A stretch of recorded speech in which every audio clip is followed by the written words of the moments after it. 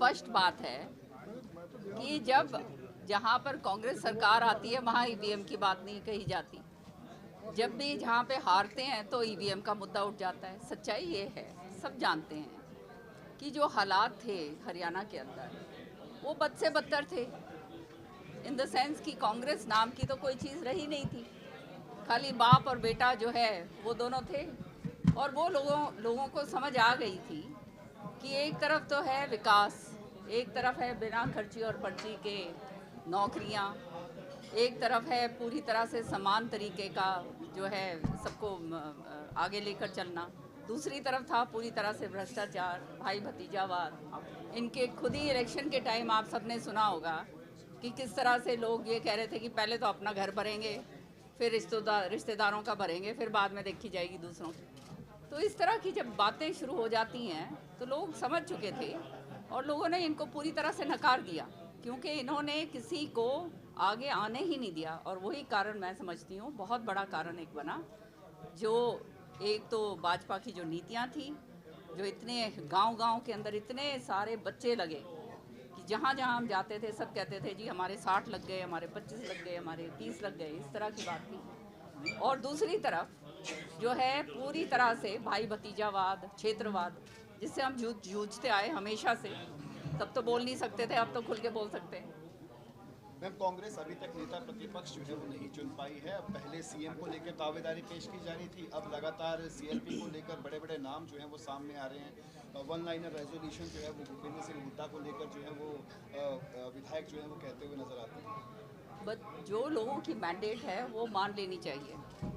और सत्य ये है कि जिनके नेतृत्व के अंदर तीसरी बार ऐसी बुरी हार हुई है तो उनको अपने आप पीछे हटना चाहिए। लेकिन आप जानते हैं कि यहाँ पे वो हालात तो होते नहीं हैं। और ये कांग्रेस के अंदर जो है ये इस बारी तो बहुत ही दुर्भाग्य की बात है कि सेशन शुरू हो रहा है और जो है यहाँ पे नेता प्रतिपक्ष ही नहीं चुना गया। तो इससे ज़्यादा और आप समझ सकते हैं कि दयनीय स्थिति इससे ज़्यादा और क्या हो सकती है।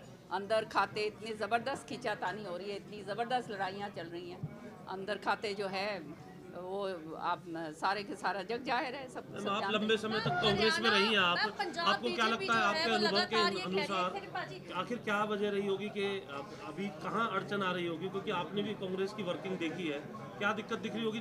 तीन ऑब्जर्वर आए, सभी विधायकों से 1 to 1 बात की, कहते हैं कि आलाकमान को जो यहाँ का मसौदा था वो भेज दिया है, अब उनको डिसाइड करना है। आपके अनुभव से कहाँ कमी रह रही होगी मैम? ये सब दिखावे की बातें हैं।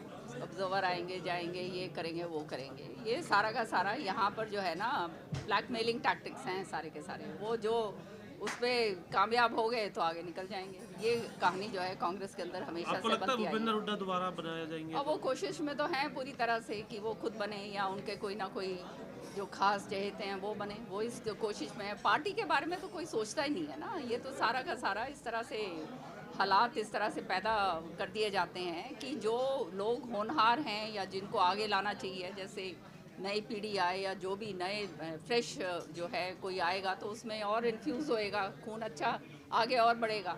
लेकिन यहाँ पे तो ये है कि जहाँ पे बैठ गए तो वो कुंडली मार के बैठ जाओ, उसके ऊपर उससे आगे कोई और ना निकल जाए, निकले तो उसको मारो, उसके नीचे नीचे कटाई करो, उसको ख़त्म करो। आज राम कुमार गौतम भी बोल रहे थे कि कुमारी शैलजा को टिकट नहीं लेने देगी, सदन के अंदर इस प्रकार की भी बात आई, क्या देखते हैं आप? नहीं, ये बात सत्य है, सबके सामने है। ये तो जो हुआ सब जानते हैं, कैसे कुमारी शैलजा जी के साथ अभद्र जो है टिप्पणियाँ करी गई, किस तरह से जो है उनके साथ बर्ताव किया गया। ये कोई छुपी हुई बातें थोड़ा है। अब जो है कांग्रेस के अंदर जब सारे नेता इकट्ठे होकर काम करा करते थे और सारा जो है समन्वय बनता था, तब पार्टी जो है पावर में आती थी। पर जब से जो है हुड्डा साहब ने और उनके पुत्र ने जो है ये खात्मा करना शुरू कर दिया, जगह जगह जाकर जो है कैंडिडेट शुरू कर दिए अपने, ये हालात ये ईवीएम के ऊपर ये ठोक तो रहे हैं। सच्चाई ये है इन्होंने खुद अपने लोगों को भी हराया, ये सब जानते हैं इस बात को। तो कहाँ से ये सत्ता में कभी नहीं आ सकते। अब ये अब जो भी है सारी जनता जानती है कौन कहाँ पे क्या करा गया। अब मैं तो कांग्रेस में हूँ नहीं, मैं क्या बोलूँ। पंजाब बीजेपी बोल रही है कि हरियाणा विधानसभा के लिए अलग जगह चंडीगढ़ में वो नहीं लेने देंगे क्योंकि चंडीगढ़ पंजाब का है। अब पंजाब कुछ भी बोलता रहे, सब जानते हैं कि ये साझा काम है यहाँ पर। और जो है इसको जो है पूरी तरह से हरी झंडी मिल गई है। 12 एकड़ ज़मीन जो है हरियाणा दे रहा है चंडीगढ़ को। तो यहाँ पे नई विधानसभा ये जो है अब सबको अकोमोडेट हो भी नहीं सकते हैं, तो नई विधानसभा बनेगी, इससे अच्छी और क्या बात हो सकती है।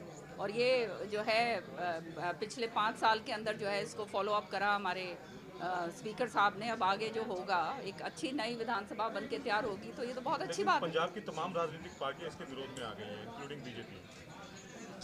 अब देखिए उनको अपना वो देखना है, वो अपने हिसाब से वो बात करेंगे, हम अपने हिसाब से करेंगे। सत्य ये है कि आज जो है हम सब देखते हैं कि जो 60-40 का जो रेशो हमारा है वो भी हमारे को पूरा नहीं मिलता। तो हमारे को अगर अलग से विधानसभा जब आने वाले समय में परिसमन होगा, सीटें और भी बढ़ेंगी, तो इस वाले विधानसभा में तो वो अकोमोडेट हो ही नहीं सकती।